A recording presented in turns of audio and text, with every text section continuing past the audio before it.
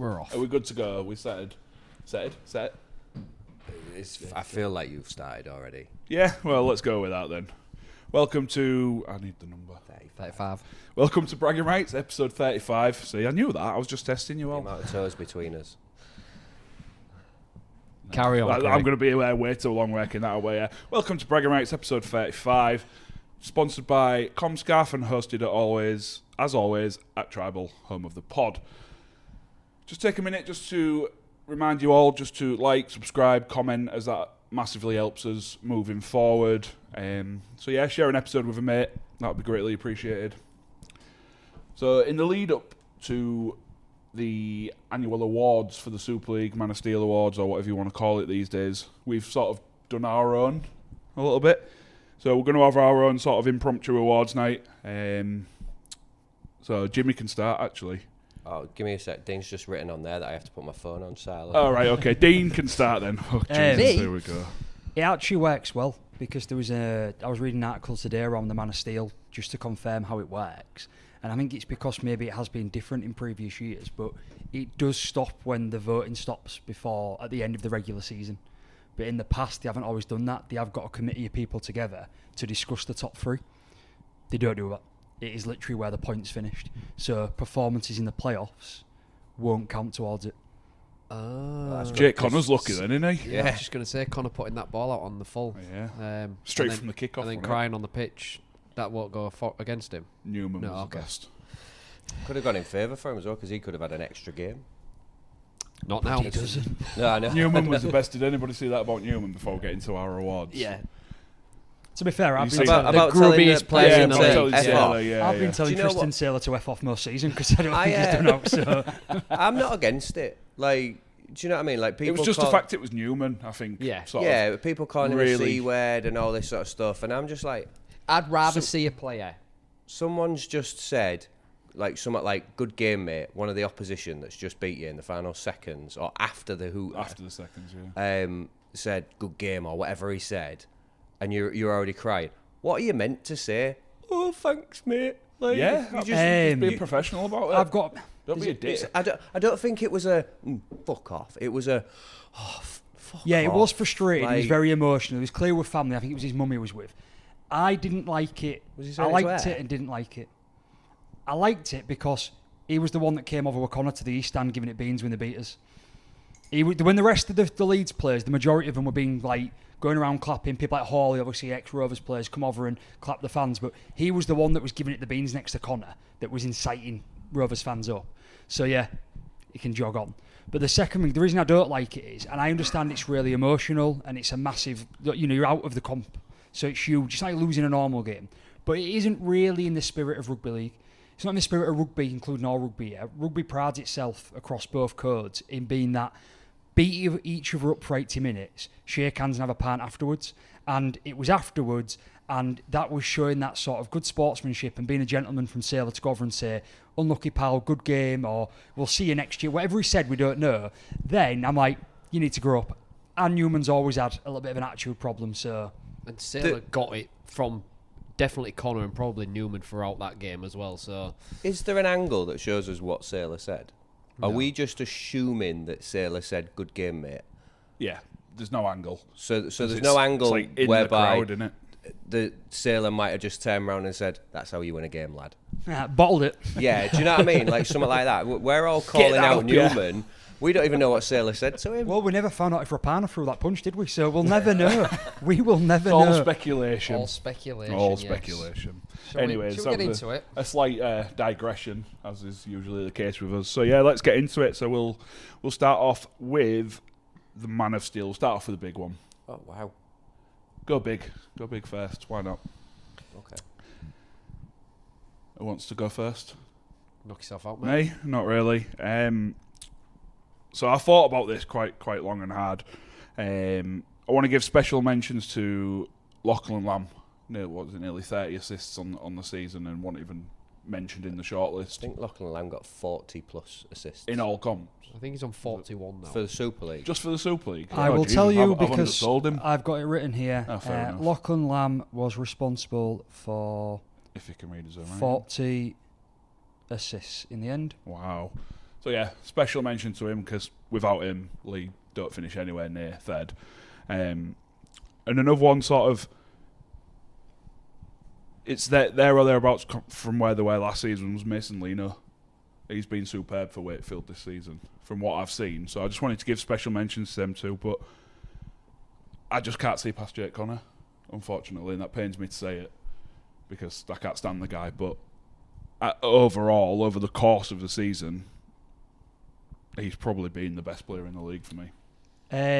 I'll go next just because I've got Connor down as well. I think the mentions you've raised are really good. I think Mikey needs that mention. I'm going to talk about it a bit when we get into our... I didn't want to be accused of red and white glasses, so I left Mikey out. I'm going to talk talk in the box if you want to put Why them change the habit of a lifetime? Well, going to that's Josh, not me. Talk about Mikey a bit when we get into the team of the year and things like that and reasons why he's maybe gotten over other players. I think there's a big argument online that we've seen in rugby fans around Bevan French, and he's not up for Man of Steel. It's the same as last year. Yeah. You can't miss that many games, but Bevan French has that. For me, he deserves the shout out for he is the best player in the Super League and he has the most impact when he's on. And for probably 70-80% of the season, he was on, but he did miss a lot of games again. And what is good about French is he never seems to have the quiet games. There have been a couple maybe that he's not been at his best, but he's such a superstar. One of the reasons I end up going with Connor as much as it pains me as well, when looking across players that have had a massive impact in teams this year, Mikey gets a bit of a shout out for we've only lost 5 games and 3 of them we lost without him. His stats are outstanding as well. Lachlan Lamb's another one. You know, they've lost a handful of games, but they've still been, and he has been fantastic. With Jake Connor, though, it was more about where he's brought the team from and where it is now. So when we talk about the impact Hardacre has had on the whole team and where he's brought them where they was last year to where they are this year, what Jake Connor's done is he's took a team that's not been in the playoffs for 5 years. 5 years. Yeah. They haven't had a home playoff game since 2017. When they beat us. And when I look at the Leeds team, I still maintain my point I made a couple of weeks ago that Jake Connor has gone missing in some games, and some of the games they've lost have been his poor performances. But at the same time, in terms of the impact he's had on an overall team, I can see why Jake Connor picked up a lot of points and why I think he will get Man of Steel and why, for me, I've put him as Player of the Year. As much as it pains me to put Jake the Snake in, that's how I ended up at that decision. So I think Jake will win it. That's who I think will win it. It's not, and I'm picking 2 that aren't even in the top 3. You've got to give a mention to Mikey. Mikey's try and assists is like up there, and his stats, like you said, are ridiculous. But I can't decide between these 2 players. For me, it's Lachlan Lamb or Jez Litton. Now, I know you've probably gone off the list of the 3 that are in the shortlist, which is fair enough, but I've took a different view. For me, Jez Litton's your best player and has been your best player this season. And it goes under the limelight because Mikey's Mikey and he gets the assists and he gets the tries. But without Lamb, Lee are nowhere near. They're probably scraping into the 6 along with where us and Wakefield was. So for me, I would probably edge towards Litton because I think he's just been absolutely outstanding this year. So he would have been my choice for Man of Steel. Before Jimmy will jump in, just on to give some insight into the Lamb versus Lewis piece. Say it now, it's his podcast. I know. Let him talk. And he's unwell, bless him, because I think it's relevant. I'm on the lem sit, mate. I don't need to talk. You say that stats don't tell the full story, but we know that Mikey's had the most try involvements of any team, any player. When you compare Lamb to Lewis, and Lewis had a cheeky comment in an article in the Yorkshire Post this week about comparing him to him, saying, well, we actually play different positions. I play 6, he plays 7. But there seems to be a lot of comparison just because they're both up there. Mikey, 19 tries, 28 try assists. Lamb, 4 tries, 38 assists. So more from Mikey overall. But then 40 a minute ago. I found he has 38. Sorry, I've read the wrong stat. 40 try assists. Sorry. Tackle breaks. Lamb 38. Mikey Lewis 100. 100 tackle breaks, right? That doesn't surprise me. The amount he takes the ball in. 40 20s, 4 from Lamb, 3 from Mikey, first and second in the comp, so very comparable. Clean breaks, 7 from Lamb, 26 from Lewis. So they have these different style of games, and though, they do. Yeah. But they have different styles of games, and Lamb is very good at running at Milan and popping the ball up to hard running forwards and hard running back rows, running good lines. But at the same time, it is still only 12 more try assists, which he hasn't scored 12 more tries on his own, has he? So I think there's a lot of the comparison between the stats. Mikey pretty much peaks him on every single one, and on ones where he's got that superstar quality that Lamb has definitely shown. So I think it's tough, and I think a lot of people are going to turn around and say, you know, I pick Lamb, I pick Mikey or whatever. I'm not surprised that that's the discussion, and I'm not surprised they're the two you brought up. Fair enough. I think there is a question that pops into my head off the back of that. Is we all know, obviously, Mikey was born here. Lachlan Lamb's lived here for a long time. Is he eligible for England? Or could he be? He did because play. I would love to see, whether it was for England or a club team, I'd love to see them two play together. He did play for Papua New Guinea end of last season. Oh, Because they played over there, didn't they? Or they played maybe they played in one of the Pacific Island teams. Yeah, And I know it's got a... yeah, and we played Samoa over here, didn't we? yeah, and he was over there because I remember getting up early and watching it. Yeah, So I don't know if because that's where Adrian Lamb was born, wasn't it? But Lachlan Lamb was, I think he was born in Sydney, but then he was practically brought up here because that's where Adrian was playing. And look, you've got to remember Luke Gale called him out, rightly so, on Thursday night. That try assist is fantastic, but it's not as many as he got in 2017 for Castle on the TV. So I just want to reiterate to people that obviously, like, as with what Dean's just done, like, this is our Man of Steel. This is who we think is Man of Steel. It's not necessarily who's in the final three. And I think it's a real, genuine, real simple. I don't think there's any question about it. Zach Hardaker. Started early. Jesus, He's gone in early, hasn't he? There's no doubt in my mind. Just for the listeners and viewers, Lemsip contains a drug called pseudoephedrine, and if you take too much, it can make you drowsy and hallucinate. And unfortunately, Jimmy, being unwell, has been hammering it for the past day. So we apologise for his comments. I ain't got any more to say. Any more funnies or any more limb zips? Either. Okay. So absolutely yours, and I get that. Make the playoffs, and we'll have a different discussion with it. Because I will back Zach Hardaker in some of the future discussions in this episode, because I rated what he's done on the field massively. But from a serious point of view, superstars can drag teams in a lot of different conditions into playoffs, like Wakefield, who managed to drag into the playoffs with players like Mason Lino. Zach Hardaker's phenomenal season can't be a player of the year. I want to add to that, though. It's not just Lino that's dragged him in. Jowett as well. Jowett's been fantastic. I think there's a very team There's a few effort. Wakefield players. Yeah. On a serious note, I would, if I'm picking out the actual three, for me it'd be Connor. It has to be. I think there's a bit of... Connor Wrench, yeah. Yeah, Connor Wrench. I think there's a bit of disrespect being put on Jai Field's name. He's just fast. There's only... Aside from him just being fast, I think he's kind of just been discounted completely by everyone. And the idea of him winning even this year after the season that he's had, which I think has been phenomenal, I don't think it's completely out of the realms. I don't think it's a 2-horse race with a third man in. I think it's 3 really tight, and I wouldn't be surprised if they turn around and said Jai Field's one man of steel. Do you know what's surprising? Sorry, Craig. I was just going to say, if it was third man in, it'd be Keith Senior, wouldn't it? With Jai Field, I did some thought over him as well, because obviously he's in the top 3. I think he has had a great year. In my opinion, I don't think he had as good a year as last year, but that's a bit tainted from how impressive Wigan were overall. And now, in hindsight, knowing that they won the quadruple, it kind of changes your sort of memory a bit of how good they were. This year, when Wigan have been poor at times, there have been games where French has been missing, and I don't think Field has stepped up. And I'm remembering them. There was a really close one where they didn't play at the home ground, did they? Did they play at the Shea somewhere? Or Keighley's ground? Dewsbury's ground. Dewsbury's ground. Field, yeah. That game there that they just managed to win in the dying minutes. Field did nothing. And there's been times when I've wanted to see a bit more from him. Doesn't take away from the fact that he has been a superstar, and I do think he's been possibly the best fullback in the competition. Needs the pivots around him to lay a platform, which a lot of fullbacks do, to be fair. For him, but he won't grab the game by the scruff of the neck and go and win it. But on the and don't forget, sorry, my final point on that, Jim, was that because it does go on the points, and so we don't see, like, if Field gets the 3 points because he scores 4 tries against Castleford, 4 against Salford, or whatever he's done, they build up. For me, it doesn't pass the eye test with Highfield in comparison to what Mikey and Connor have done, and that's why I dismiss him a little bit in the free. I think all three of them at times this season. You could look at some of the later games in the season for Mikey. You could look at some of the maybe the earlier games, or probably more evenly spattered out for Connor. There's been games where all three of those players have gone missing at times. So who knows? I'm not saying he's going to win it. I still think it's Connor, but I just want to stop. I think people are just putting a bit of disrespect on his Some name. respect on it. Yeah.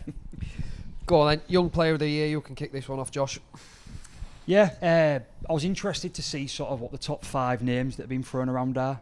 We know that the actual nominations include Ensemba, they include George Flanagan, and they include Lewis Martin.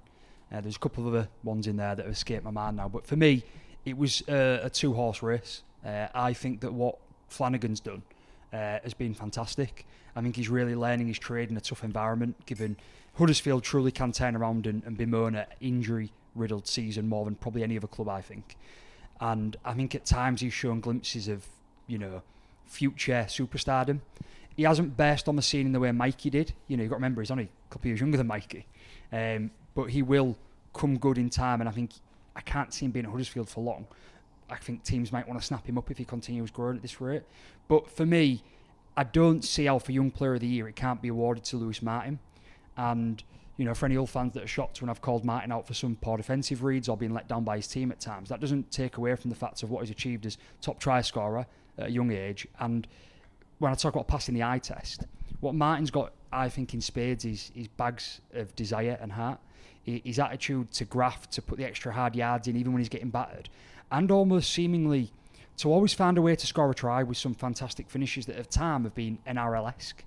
I think he is one for the future. I still, we disagree in terms in the way for the England team. I still think he's England quality, just not right now. Not because he'll get battered by the Aussies. I just think he's got some more to learn, and we've got more experienced wingers that will do a better job at international level. But in future years, and soon, when I say future years, next couple of years, for me, I think Lewis Martin will be a good first choice England winger for us. So for me, I can't see past Lewis Martin for Young Player of the Year. So I'll throw a spanner in the works then, being the old fan. Mentions to Martin, Flanagan, really impressed with. I don't need to speak on Martin. We've waxed lyrical about him all season. He's been absolutely fantastic. Flanagan, there is a future superstar there, and I don't believe if Huddersfield can't kick on as a team and give him the players around him that he needs, he will move on to a big top 4 team in the future, or maybe even the NRL might come calling. I don't know. But for me, my Young Player of the Year is Harry Robertson, and this I had that down before. He was one of the other five before Saturday. I've seen him play a few times this year live, and I am really, really impressed with what he's producing. What? I got out of bed for this shit. Yeah, I disagree. Oh, I don't care. That's the whole point of this. I think he is the brightest prospect under 21 for us at the moment in England. Well, I did go on Wikipedia before this and checked how old Zach Hardacre was. So I'm going to have to go with my second choice of Lewis Martin. And I 100% agree with what Josh said in terms of England and timing and all that sort of stuff. One thing that I'm really going to, I think what everyone's going to miss out on, what I would really love to see is Martin playing alongside an older centre, a centre with a bit more experience, a bit more, a bit more about him. And that's not to take away from Davy Litton. Davy Litton's a great young centre. I'd love to see him with just someone with a bit more experience inside him and see what that does for the defensive sort of lapses that happens on that edge for us, and whether it is just 2 young kids just getting it wrong that they'll pick up in the future. They have got a lot right though this year. Oh, 100%. Yeah. Not to take away from anything that they've got right, because they have.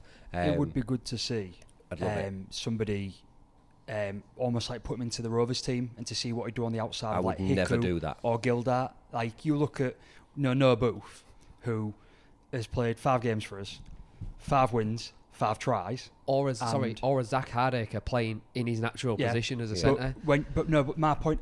I think Hickle and Gildart are better. I disagree with that slightly. I'm not saying that wouldn't have been good for you this year if you could have stayed at centre, but I'm talking more centres that are in that absolute prime and not fading out to the end of the career, and that's not a slight on Hardacre. What I'm saying right now, what we've got in Hickle is a player that's representing New Zealand, and Gildart, who until he got injured, was playing at it was in the England lineup and was playing one of the best last year into this year form of his life. The reason like Noah Booth last week for us was able to get over a real shaky start was that experience and support inside of him to not only come back and get our player of the match at the game, which we said was wrong, but to then bag 2 tries as well in the game. And obviously you've had to feed Martin in to play every minute this year, and he played a lot of time last year. It would be really good to see that type of experience, not so much Briscoe's in there again, Hardacre's had to move in. Yeah, I get that point. I really would have liked to see him alongside Hardacre, and that's not to take away from Iku. He's in the dream team for a reason, and very well deserved. Deserved. I think someone like Hardacre, bit older, bit more. I don't know, a bit more experience, especially in the Super League. I know Iku's had the couple of years where you had a couple of years or 1 year with Warrington. He's been around the houses a little bit longer, I think. Is he a bit older than Iku? If not, about the same age. I would have really liked to have seen him alongside him, but all of this is coming across really negative. What I really want to put across is how outstanding for me and for everyone I think that Lewis Martin's been. And one day, not this year, maybe next, maybe the year after, he will 100% pull on that England jersey. Just to say as well, like we are talking about having an experienced centre next to him, I'm really looking forward to seeing how the partnership between Litton and Martin flourishes over the next few years. I think it can be something really special. They've both got a lot of improvement in them, but what they've both shown so far, fantastic, and it's only good for the club. Yeah, because you look at like amateur teams, we all know from when we were playing, like the best teams are the ones that have had the same partnerships for years. It might be slightly different at Super League level, I'm not going to say it's not, but there's no substitute for knowing where your outside or your inside man is. If you can shoot a line, say Litton shoot a line, knowing full well that Martin's just going to take that one step to his right just to cover him, then there's no substitute for that, like I say. So onto my young player of the year. I do just want to say, I know that he's not our young player of the year. He's not definitely not even a young player of the year at FC, because obviously we've got mine. I do want to give a mention to Litton, because I think Litton for Hull has been our most improved. If you look at the way that he came in, and it was a bit, I don't know, like he wasn't dicking around, but he was ego.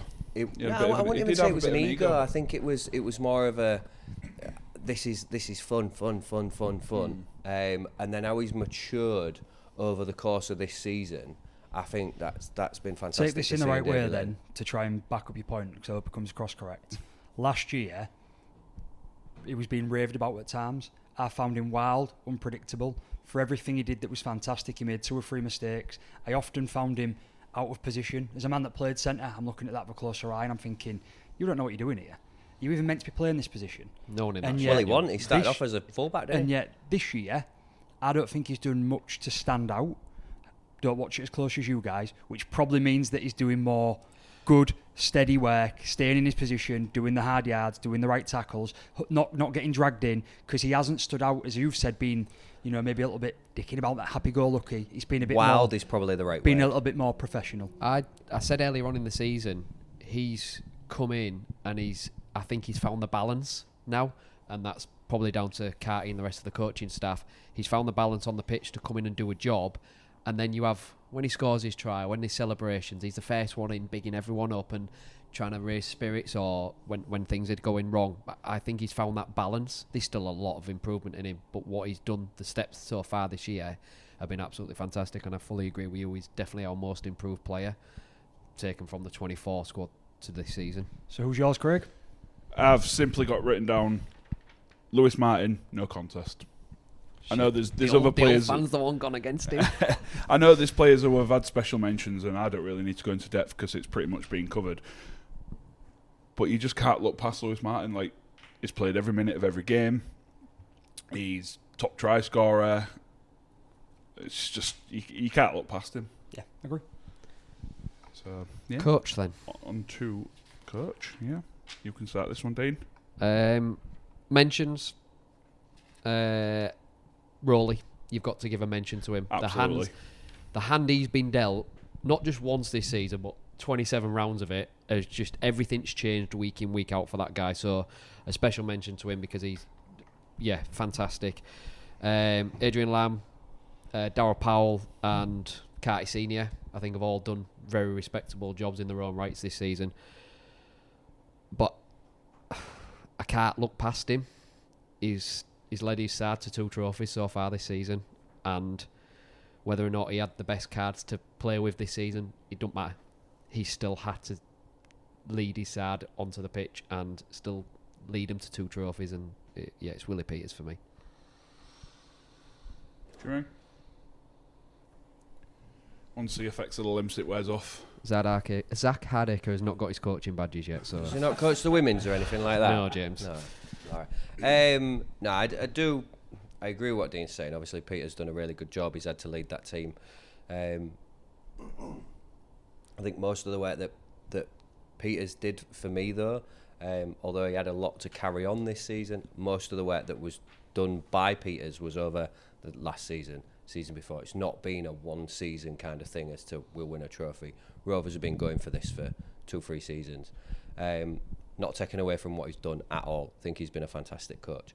And in a similar vein, the guy I'm picking, the work he's done this season was set in motion last season in the Championship. And Darryl Powell for me, coach of the season. To get that Wakefield team up and not only compete, but compete and get into the playoffs. I think only the second team that's ever done it. I think he's done a fantastic job with that team. So Darryl Powell for me. Yeah, definitely, and he's one of my special mentions. So I won't go into that anyway because you've got him. But my other special mention, again for what he's done with the cards that he's got, is Carty Senior. What he's sort of managed to turn around from Hull from last season into this season, narrowly missing out on the playoffs. Like you said before, Dean, you'd snap somebody's hand off if they'd said you'd miss out on the playoffs on the last day. Obviously, you don't want to miss out on the playoffs, but if someone offered you that, compared to where you were last season, you'd snap your hand off. And he's had a bit of a rough ride, really, when you think of the injuries that he's had. And, he bought Hardaker to play centre, and he's played, 3 games, was it you said, Jimmy, at centre? 2 in the league, 2 in the cup. 4 games overall at centre then. And, what he's been able to do with what he's had at his disposal, given the injuries and the suspensions and things like that, is just brilliant to see. And, yeah, credit to him, but I can't look past Peters, I'm afraid. It's 2 trophies, and like Jimmy said, he's done all the work previously, and then now he's reaping the rewards of said work. So you look at Matty Pete at Wigan, he did the same sort of thing. It was a couple of seasons, it was a process, and then they won the quadruple. I'm not saying we're going to win the quadruple, but what Peters has done is very akin to what Matty Pete did at Wigan, and what coaches like Christian Wolf did and Michael Maguire did both at St Helens. So, yeah, for me it's Peters. I don't have a lot to add. I kind of managed to rank mine going down, and I think in third I would go Rowley just in terms of what he's achieved for what he's had to battle through. I then went Powell for the points you've made, who's come up. Then ended up going Willie Peters. It's impossible to look past two trophies won already, to look at only losing the 5 games over the season in the end, to only have lost against teams that end up in the playoffs. There's no drops in form there where we've struggled. There's games that you don't remember from Wigan last year that they won narrowly against some of the teams that didn't make the playoffs or whatever that don't go on. We've had close calls that'll be forgotten in the history books because of what we achieved. But yeah, he built a lot last year, but to keep this team going, to bring in the right people, and it's so hard to look past. The only other person I've got an honourable mention for, it's a bit of a cheat because it's obviously Super League, but I just wanted to shout out that if it was Rugby League Coach of the Year, I think Mark Applegarth at York would be with a shout. Yep. We're going to talk about him and what York are doing in the news when it comes to the news section shortly, but what he's achieving and has achieved so far this year with that club is nothing short of remarkable. And I think if it was round, I think if Rugby League wide, I think he'd be up with a good chance. Fair enough. I wonder where James is going with his next one, because he can kick this one off. Go on. Best signing. Best signing. Zach Hardacre. And this is probably the one time tonight where I'm going to say that name and it not be banter. Yeah. Genuinely, I can't think of any other player in any other team that's had as much of a positive impact on the squad that he's joined. That's because you don't watch much of rugby apart from all. He goes to most Rovers games. Well, there is that, yeah. Whatever. No, I genuinely do. Even if you don't watch any other rugby, even if you're just an Hull fan and you just watch Hull FC, it'd be hard to watch that and think, another team done that. Another team brought a player in like that and he had the impact like that. Like, you know, I think you can tell just by watching Hull, no one in the league's done what we've done in terms of bringing in someone like Hardacre, who's, even at his age, has had the impact that he's had on that squad. Ooh. Can I go next? No, it's Craig next. I've got a direct comparison to that for you. No, it's Craig next. Okay. I'll make mine short and sweet. Please say Zach Hardacre. So it's not Zach Hardacre. I've Wow. got two. I can't split them. We only allowed one. Well, I want two. Oh, okay. Is that okay? First one is Tessie New at Lee. I was going to put Isaac Leo in, but I think Tessie New just pips him with that one. Like, what a signing he's been. He's just offered Lee an extra dimension in their attack. And it pains me to give any credit to Lee, because apart from all, Lee are the team I despise the most. So it pains me to give Lee any sort of credit.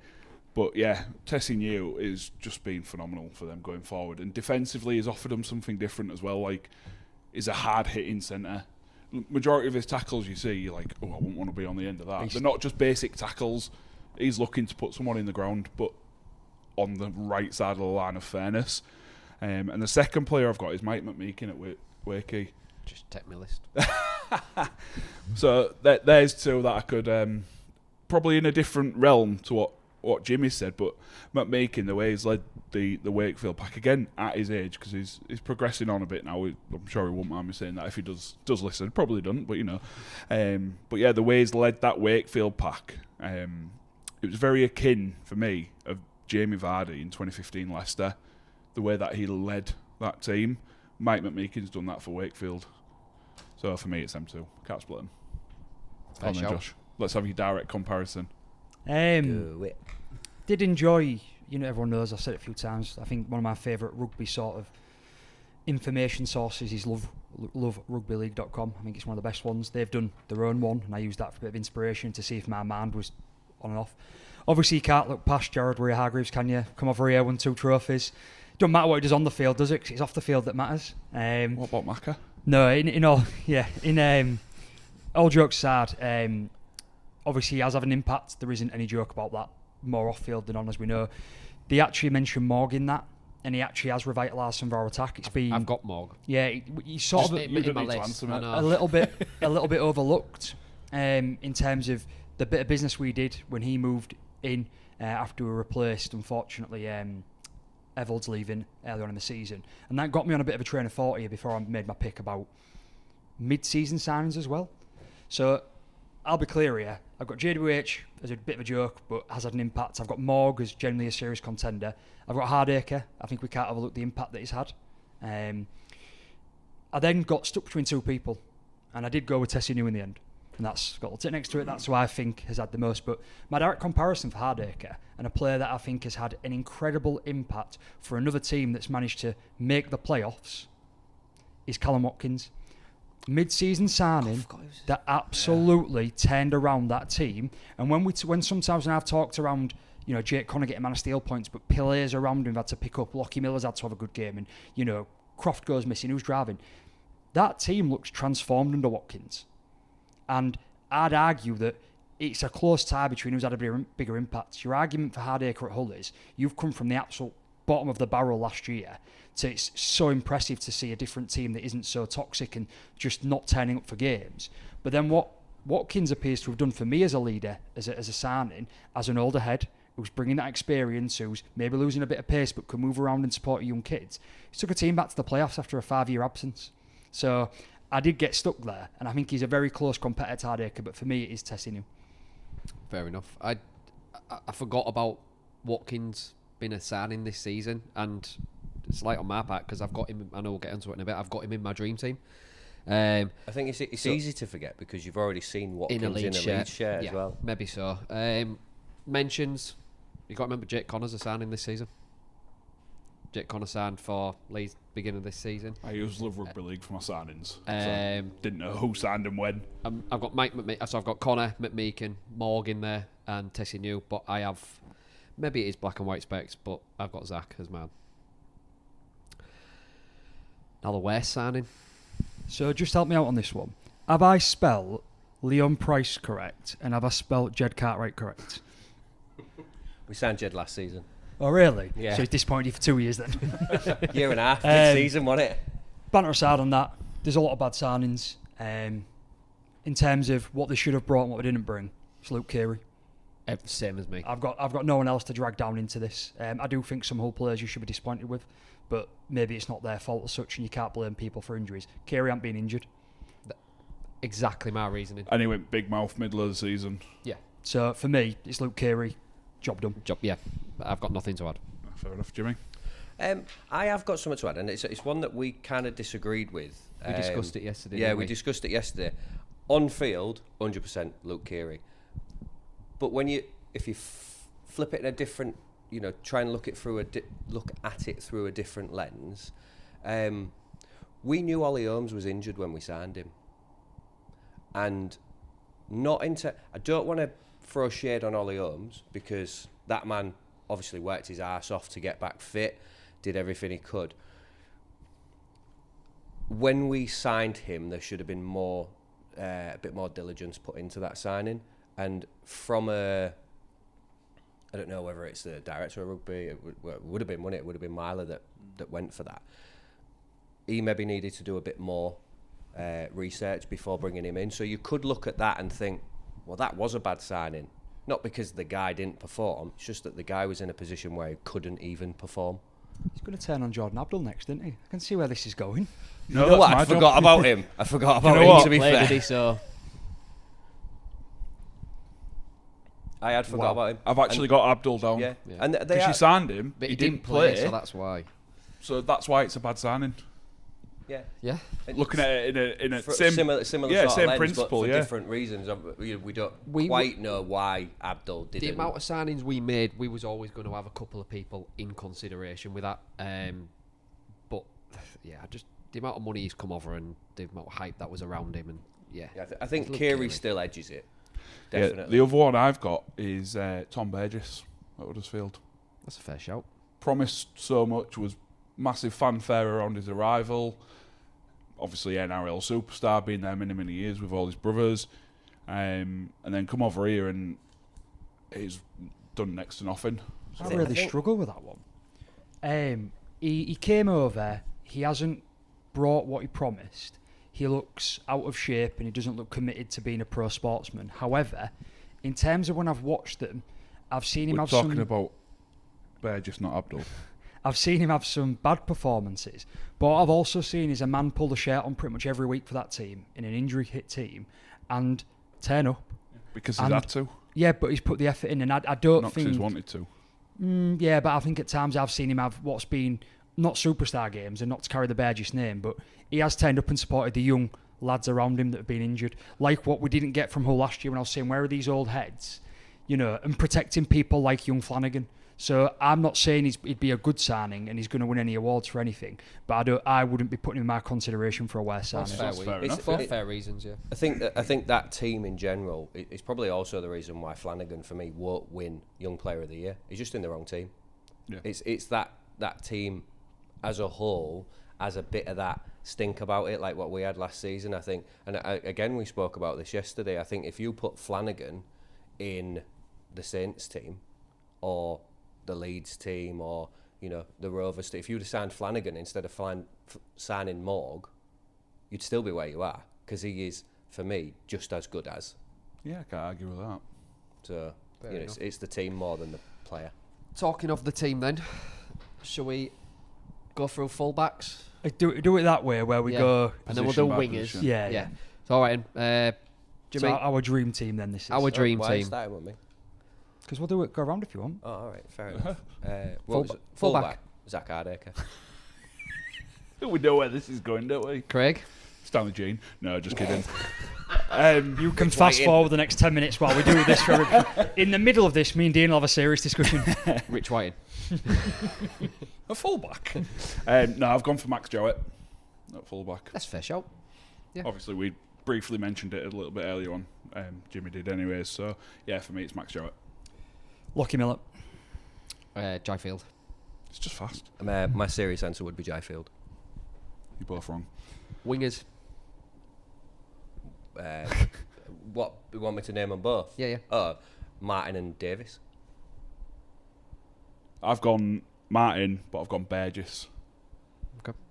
Because Davis has sort of stepped up since Burgess has been injured. But before that, for the vast majority of the season, it was Burgess who was standout over Davis for me. In the competition this year, there are two wingers who are topping the charts and everything. Davis beats Lewis Martin in every single one apart from try scored. And for me, them two have been the best wingers and have shown up pretty much every game. So it has to be Lewis Martin and Davis. But I do understand your mindset. But I can't see in the competition, and I know Marshall's had a good year, by his own lofty standards, that it's not up there. But for me, I'm picking right now Davis and Martin. Same. Davis and Martin. Centres. Hiku and Hardacre. Is that your serious answers? Serious? Serious? Serious answers. No. Let me just put a little pause on you, Jimmy, for a minute and explain something that I want to talk about later on when we talk about Rovers and all. Hardacre deserves a lot of credit for what he's done, right? Hardacre doesn't deserve a spot in a dream team because he hasn't committed in one position over the year, and you have to pick a player. And that's not his fault, though. He can't say he's not committed. No, he hasn't played enough time in one position, and therefore 13 games for second row. He will not have. Okay, that's fine. 13. That's still less than 50% of games in that position compared to some of his competitors, and unfortunately, it has to go against him. You just want to spoil my fun. I'm trying to Not cheer really. myself I up. want you to give an answer that isn't biased in your black and white glasses. Hiku and is it Nui? Nui Hardacre, yeah. Nui. Go on, Craig. Same as Jimmy. What, Hiku Hardacre? No. Hiku and Tessie New for me. Hiku, Tessie New. Hiku, Tessie New. Yeah. Wow, across the board. Yep. Halfbacks, because people might have these as different way around. So Yeah. I already mentioned this partnership earlier. So it's Hardacre and Caesar. Oh, no. Genuinely, it'd be Mikey and Lamb. Mikey and Lamb. That's what I've got. I'll say I've got the same. Mikey and Jake Connor. It's the what a grubbiest set. halfback I know, partnership what in a history. set. To be fair, Lamb's a knobhead as well, isn't Yeah, he? he is Really? No, he is. He's also in the news, and we're going to get to that later Oh, on. yeah, I'm intrigued about Hey, that, yeah. But I'll just tell you why mine's different then very quickly. I know we're going fast. I struggled on this, and I was originally going Lewis and Lamb. I think that Lee are a very good team, and they should be applauded where they've come up. And I'm not trying to take away from the way that Lamb's performed, but boy, if some players around him really stepped up this year and had a phenomenal game. We was already talking about what Connor's done for the team, and I know he hasn't turned up for every game, but at times he has been the difference. Lamb hasn't been the difference when that team's been struggling. 4 or 5 players have stepped up, and I thought, if I want to pick the 2 players in their respective positions that have had the most impact for the dream team, that's why I ended up going Lewis and Connor, but it was probably my toughest decision to move one out. That's fair enough. Props. Mine is, well, to be fair, my entire front row is the same as the actual dream team. It's SASA, Lytton, and why has his name disappeared out my head? Matty Lees. What? McMeekin. McMeekin. Fair. Mine's exactly the same. No, it's not. I lie. I've got McMeekin, I've got Lytton, and then I've got Robbie Mullane from Lee. He's had a good year. Him. He's had a brilliant year. Yeah, he has. I don't think he's dream team material, but yeah, he's had a good year. For me, he's been in terms of forwards, like Sue's missed a fair few. If Sue would have been fully fit, I'd probably pick Jesse Sue. But yeah, for me, he's been there or thereabouts all season. So for me, can you tell us why you dismiss SASA? Yeah, because he's missed half of the season. He's missed 3 games. All right, he's been missing half of the season. He had that fantastic start, and then it was And still a good 8 nothing. out of 10 So every week. I actually went through this halfway through the season. SASA, in my opinion, didn't go missing. He just stopped having to carry the team on its own when Liam Knight came in. maybe I need to pay. That's why, like, I don't have Put more respect on his name. respect. But yeah, admittedly I haven't watched Hull all season. I've watched most of Hull season, but not all of it. But for There'll be me, people watching this asking why you haven't watched every single game. you haven't watched every Hull game. Yeah, and I got called out for it. I'm not an Hull fan. No, I've watched all the Hull games. But yeah, McMeekin and Go on, Josh. Josh tutted. Mullane. It's Josh's go. Is it? Yeah.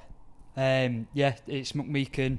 It's Jez in the middle at 9. Yeah, same for me. If we can agree on that, we've all said it. Because then, but we'll just stick on the props then. It's McMeekin and it's Matty Lees. And I'll answer before you ask me about SASA. I'm not saying he went missing, and I'm not thinking him off. He did not just drop down to an 8 out of 10 from being a 10 out of 10 and then continued that. As the season progressed, his performances lagged and he had some 5s and 6 out of 10s, and he started dropping down the Man of Steel points as well because he wasn't picking them up. That's what I meant to say. It wasn't because other Hull players started stepping up and performing. What he still It's fared because when it went his bland. performance dropped. Because I don't know whether he was or not. I can't answer that. He picked up a lot of points early on. I don't see SASA outside the top 3 or 4 props in the league this year. But in terms of when we've come to the closing of the season, right now, if I'm picking props to start, the 2 players that have been performing coming in the back end that I think, still have maintained it better, McMeekin and Matty Lees. That's Fair fair comment. enough. That's fair. I'm same thinking of James. I've got Herman and McMeekin. I don't think Herman dropped to a 5 or a 6, but I do think he levelled out, but he didn't have to carry the team like he did early part of the season. So yeah, Herman and McMeekin for me. Second row then. Adley and Watkins. Exactly the same. Fair enough. Go with that. Exactly the same. Yeah. See, I've gone a little bit different. I've got Hadley, and then I've put Zach Hardaker in because he's played the majority of his games there. Go on, No, genuinely, I've got Zach Hardaker in. Did you read the lovely Rugby League? I promise we're not sponsored by him. Their alternate dream team. They shoehorned Hardaker in second row, saying it was at the expense of other players. Obviously, it wasn't at Dean's expense because he was in the actual dream team. So I think he said this is at the expense of it. It named a couple of players saying, we have to find a way for the alternate dream team to find him somewhere because we think it's unfair. And there was only 2 players that they really went about, which was him and Mbappe. There was these are the 2 players we think are probably the most unlucky to have missed out, but they actually are quite there to have guaranteed that spot. Do you know what's really annoying about this? I said to him yesterday, I'm going to put Hardaker in every single position. And then I decide to grow up, and I don't do it for this one, and you put him in. But yeah, I've genuinely got Hardaker there. Did he play 13 for us at any point? Maybe it wasn't. At one point in the season, someone mentioned the only position he hasn't played was prop. Wow. I don't know how true that is. Yeah, he only started in 4 positions. He started at centre, second row, full-back and 6. But he did move around. So he played on the wing at one point. You're saying he bottled it then? Fine, that's fine. Wow. But yeah, Don't get anyways, started, right. Loose forward. Loose. Yeah. It's got to be Morgan Knowles, and it. No. Is it not? No. For me, yeah. Morgan Knowles for me. Morgan Knowles for me. I don't think Just there's a me then, question Minchella. mark. Mate, he's been good, but yeah, okay. I think Minchella's No, I'm joking. Minchella's performance since Challenge Cup has left a lot to be desired. Yeah. Yeah. He hasn't been as good as what he was at the start of the season. I think that can be said about most of your players. Your standards before the cup to now. Oh, massively, yeah. Everyone, but is it because he's in and around the middle that it's? We have been winning games since winning the Challenge Cup with performances that average out somewhere between sometimes a 6 out of 10, sometimes as high as a 9. We haven't hit the 10 out of 10s or 9.5s because you can't have quite a perfection that we had pre-Challenge Cup. The only player that's probably had maybe one bad game or game that wasn't his best is Jez Litton, who has performed at that 9.5, 10 out of 10 every week. Every other player in the Rovers setup has found themselves, maybe a bit unfair to Tom Davies actually, has found themselves a little bit wanting at times. So that wraps it up for us, for our dream team. Quite a lot of similarities. Yeah, there was, wasn't there? Anyone disagrees with us, let us know in the comments, obviously on YouTube. God, how many comments are we going to get now? Why did you say that? I'm not bothered. Trying to get IMG points. Social interaction points. Wow. I guess that means we'll go and listen to the sponsors for 30 seconds.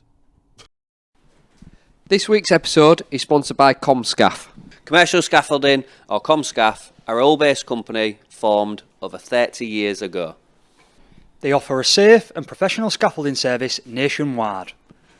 For services and enquiries, you can go to comscaff.co.uk or call 01482 782 181. Oh, this is Josh's bit now. Your Oh, favourite cheers. bit. I was just saying to Craig that I couldn't see under where it says Rovers preview. I can't see FC preview for this week. Sure, I've heard that before. We're having some technical difficulties tonight, and I've just tried to make that joke, and then the camera cut out. And so hopefully you see it twice. Have you run out of... Myself, perhaps. Yeah, we'll have to restock you. I'll up have to on them, restock. yeah. No, we've got some rugby league news from around the world. Going to start off with just some transfer/extension news. There's a couple kicking around quite notable for players that are quite big for rugby league. So Josh Charnley's finally been able to agree where he'll be playing rugby next year, and he's agreed an extension with Lee for 2026.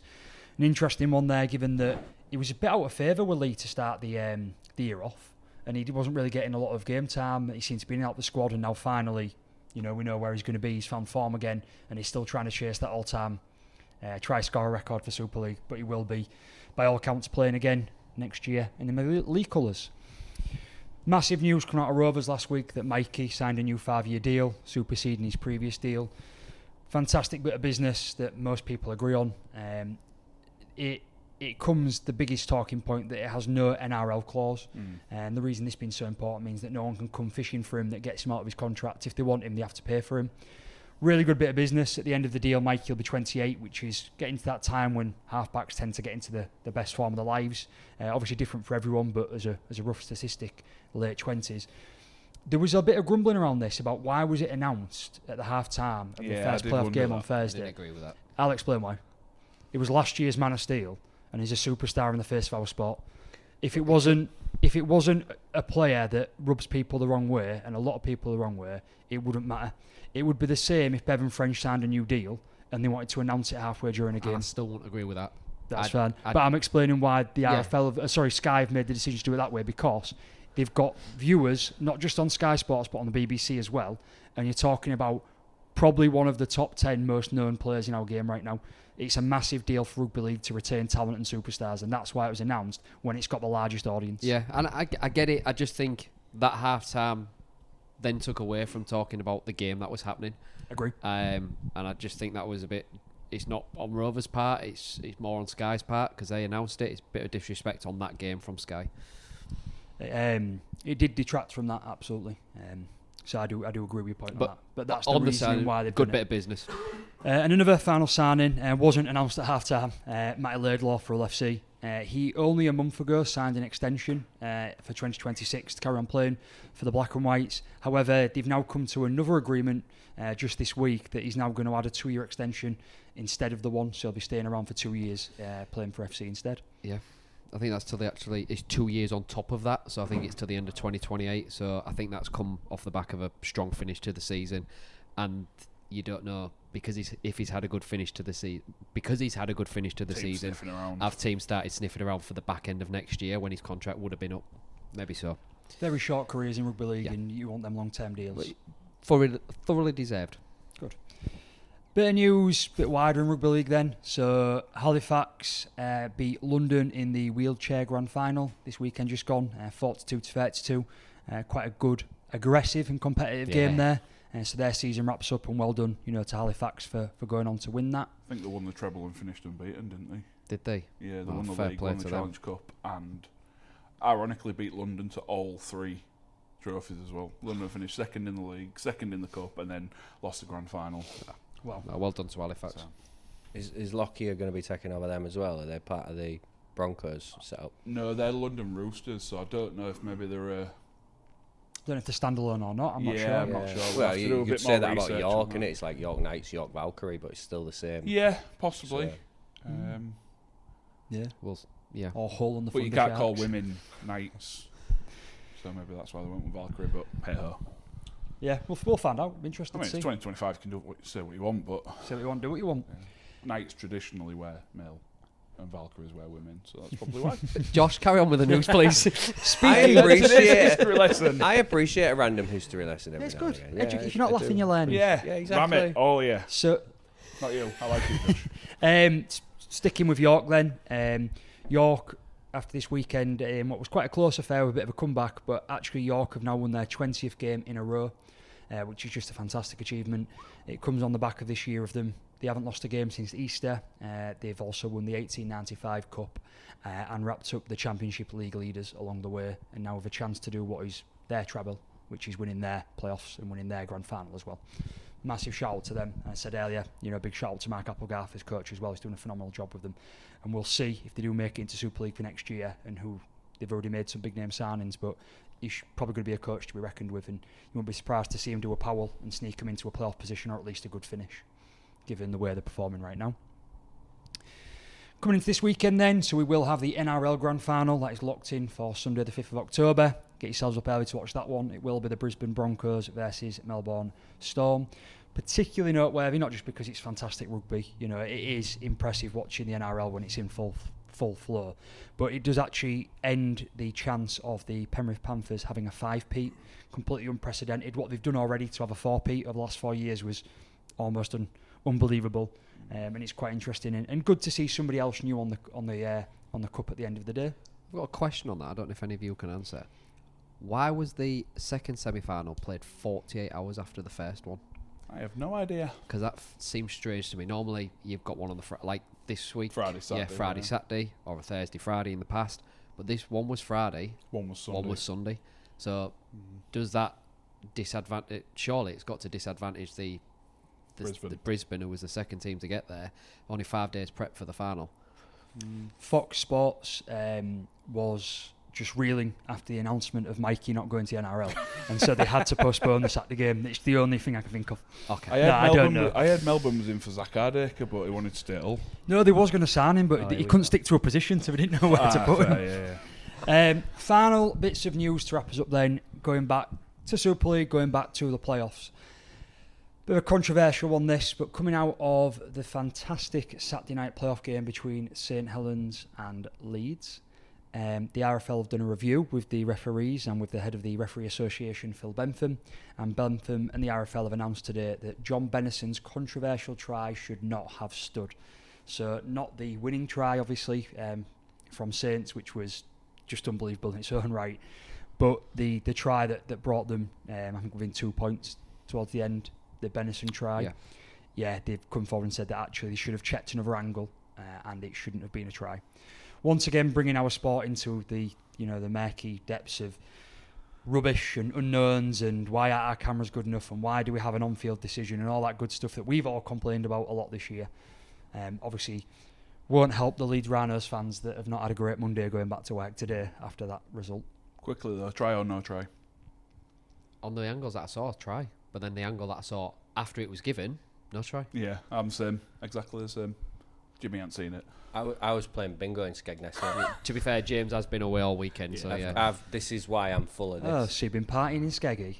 Off to Skeg Vegas, not watching the rugby. And you want to come in here telling us about Zach Hardacre. I'm sick of it, James. Yes. No, final point, which is very important coming forward. Lachlan Lamb was cleared of any foul play for the elbow into the neck of an opposing player in Thursday night's playoff game. However, I love a however. he has not been cleared of the investigation that will now go forward into the allegation raised by Mason Leno that comments were made to him by Lachlan Lamb, that were in a potentially racial but definitely derogatory way. At this moment in time, we're not clear on what was said, and no one's directly saying that it was racial. However, the word derogatory is going around, and a lot of the social media commentary on this is that it was indeed potentially racial. So the RFL have said they are taking forward a separate investigation into this. Allegedly. No, they are definitely doing an investigation, but the language is allegedly racial or derogatory. So that will wrap up the news then, and we'll wait to see the outcome for Lachlan Lamb. Interesting. Yeah, interesting. Craig's really, really quick time to shine. Yeah, well, it will be really quick. There's only 2 games to sort of preview. First game, Friday night at the Brick, Wigan versus Lee. I think it'll be tight, tense, close. Wigan by 4. I agree with your assessment. I've gone Wigan by 8. I've got a feeling where it'll be really close, and at the end there'll just be Field streaming down the pitch for one final try and take it. Because it's fast. The scoreline won't reflect the game in the end. So yeah, I've gone Wigan by 8. Wigan by 10, very close. I can see Wigan grabbing a late try to wrap it up and see him through to the grand final. James? Wigan by 2. I think it's going to be real tight. Ooh. So Susan's the odd one out here. He's got Lee by 6. Oh, I think that's more in hope than... You absolutely have got Lee by 6. I'm just going to follow this up while going to the next one. He was disagreeing that it's by hope, not that he'd put Lee. Okay then, fair enough. Right, over to Craven Park then on Saturday evening, Saturday tea time. Rovers versus the never write off the Saints, as I put that into practice last week. I am not looking forward to this in the slightest. Rovers by 2. I'm definitely looking forward to it more than if it had been Leeds, to be honest with you. Well, yeah, there is that. It's that trusting Peters, trusting the squad, hope that it's come at the right time for Wigan. Probably didn't want a week off, which means I think they'll be closer against Lee because, they was in such a fine form. I'm hoping we're the opposite. We desperately felt like we needed a week off, and essentially you get 2 weeks off given the timings. 16 days, wasn't it? Yeah, expecting that full turnaround, and I've got Rovers by 12. Oh, let's hope. I have Rovers by 17. Oh, let's hope. I feel weekend would have taken a lot out of the Saints. That emotion, especially. Yeah, at the big end. time. That was maybe their grand final because I didn't think they'd get through past Leeds. I don't think many people No, predicted them to I get think past Leeds would. I don't think Saints, as much as they did go and win it, I think Leeds blew it more. I think Leeds were playing like there was 20 points up in that second half. So, but back onto this game, I do think Rovers will have more than enough. I don't think you need to worry about Saints in attack. I just think you need to make sure your attack's clicking, and So I think you will do enough to get a comfortable win on Saturday. Shut up. On that point, Dean. I've gone Rovers by 12. And finally, Susan has Rovers by 6. So on to the second half. No, I'm joking. So my third choice dream team starts with... Before we do wrap up, and Josh is closing today, before we wrap up, we did want to do a listeners' lounge, and we did want to do a proper Rovers preview. Well, I'm sure Josh and Craig did, but we've just had a few technical issues. It might come across on the audio and video, depending on how well James I don't think edits. it'll come across on the audio, but it'll definitely come across on the video. Yeah, so we do apologise for that, and we'll make sure that's sorted, hopefully, for next week. Yeah, fingers crossed. Yeah. Fantastic. So, as always, we'd like to say thank you to our sponsor, Comscaf, and we'd also like to say thank you to the home of the pod, Tribal.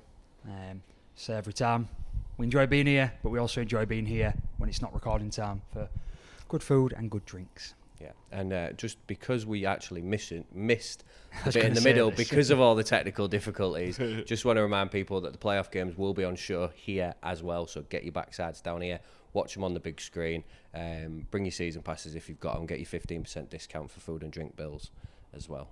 Absolutely. And then finally, just have a little plea. Please like and subscribe. It does help us. I know we say this at the start, we say it at the end now. 20 seconds out of your time for us to say it, probably only 2 seconds out of your time to actually do it. But liking and subscribing our content really does benefit us going forward. And it means that we'll keep producing these and getting some out. We might even convince Dean to stay. Might even get a camera that works, maybe. We'll see. On that note, see you bye. See you bye. See you bye. See you bye.